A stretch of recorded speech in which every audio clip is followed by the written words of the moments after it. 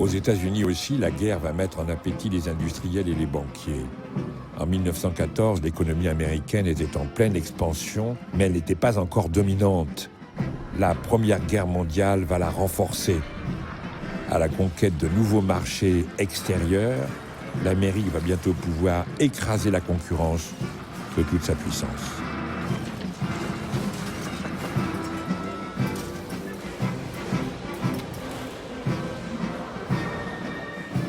Depuis longtemps aux États-Unis, on a compris que la meilleure solution, c'est pas de chercher de l'or, c'est de vendre des pelles aux chercheurs d'or. Avant même l'entrée en guerre des États-Unis en 1917, plus de 2 milliards de dollars de marchandises ont déjà été vendus aux Alliés.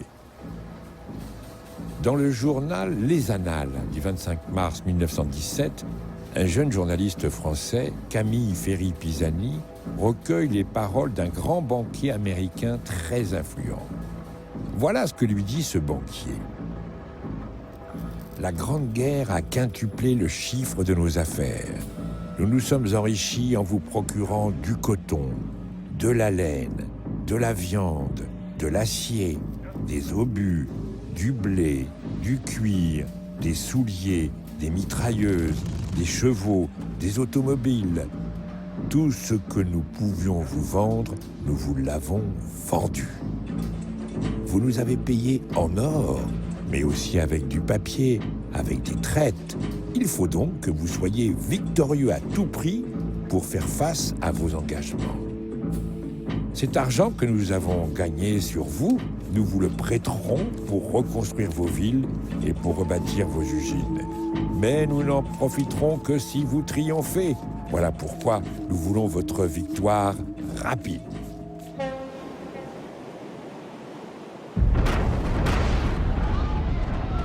Le torpillage du paquebot Lusitania par un sous-marin allemand le 7 mai 1915 va fournir un prétexte à l'entrée en guerre des États-Unis.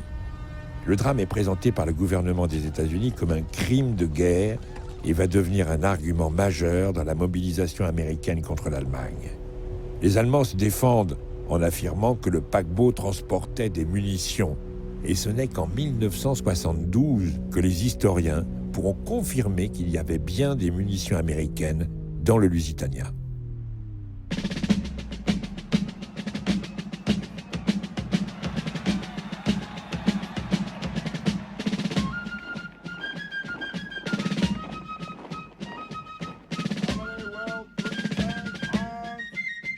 Le président Wilson disait « Il y a des nations trop fières pour se battre ».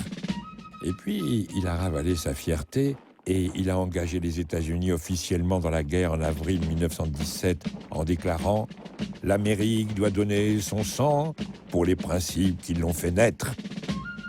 Il est plus discret sur les 2 milliards de dollars de l'époque avancés par les États-Unis aux pays de l'Alliance.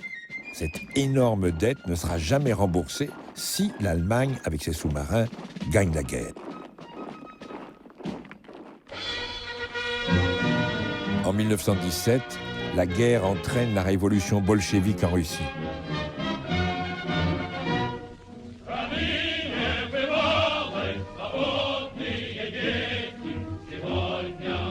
Jours qui ébranlèrent le monde. Le sentiment soudain que les opprimés et les damnés de la terre peuvent rendre le monde meilleur. La Russie sort de la guerre, ce qui renforce l'Allemagne et met la victoire à sa portée.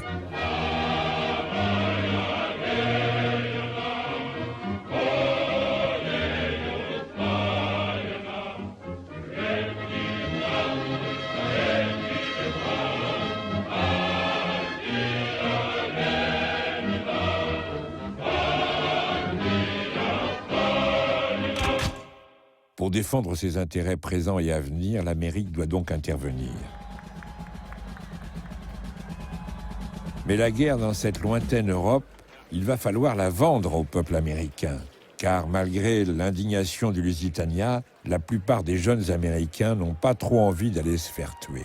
Pourtant, le président Wilson, toujours lui, leur faisait des discours convaincants. Cette guerre, c'est pour que cessent toutes les guerres. Il faut sauver la démocratie dans le monde. 4 millions de soldats seront mobilisés, dont 2 millions seront envoyés sur le front. Plus de 116 000 ne reviendront pas. Ici, dans cette école à Chicago, les enfants jettent les livres allemands devant les caméras.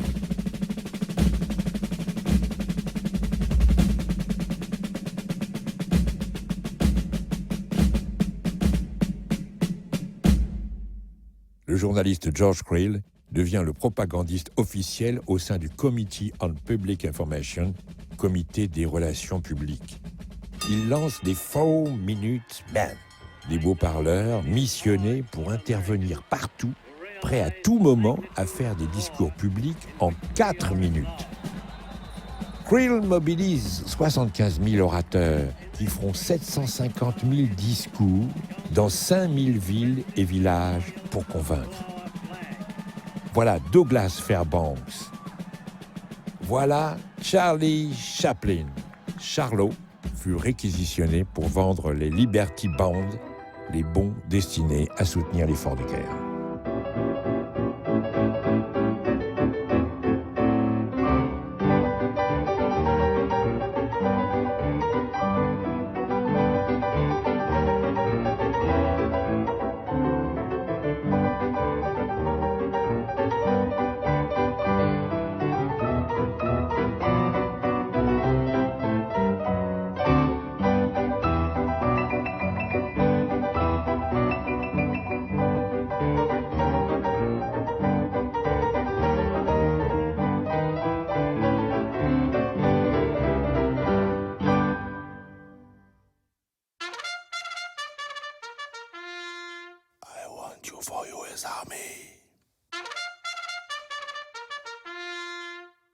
Malgré ce gigantesque déploiement de propagande sans précédent dans l'histoire, les jeunes Américains ne sont guère mobilisés.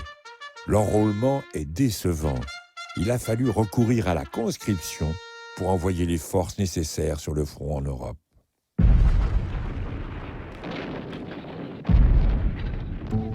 Il a aussi fallu faire taire les opposants.